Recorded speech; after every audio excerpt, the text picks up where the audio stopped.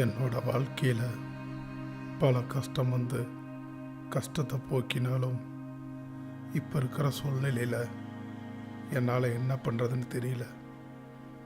Bus டிக்கெட்டோட விலை 19 ரூபாயிலேருந்து இப்போது 39 ரூபாய்க்கு ஏறி இருக்கு.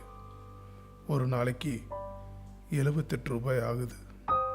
அது மட்டும் இல்லை, கரண்ட் பில்லு, மளிகை ஜாமான், மருத்துவ செலவு, வீட்டு வாடகை, பிள்ளைங்களோட படிப்பு செலவுன்னு ஒரு மாதத்துக்கு என்னோட சம்பளத்தை விட டபுள் மடங்கான செலவு ஆகுது.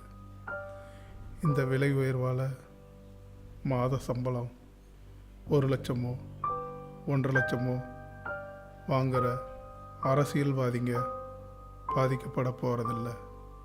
ஆனால் அவங்கள நம்பி ஓட்டு போட்ட எங்களை மாதிரி மக்களுக்கு நஷ்டத்தையும் பல கஷ்டத்தையும் தான் கொடுக்குறாங்க.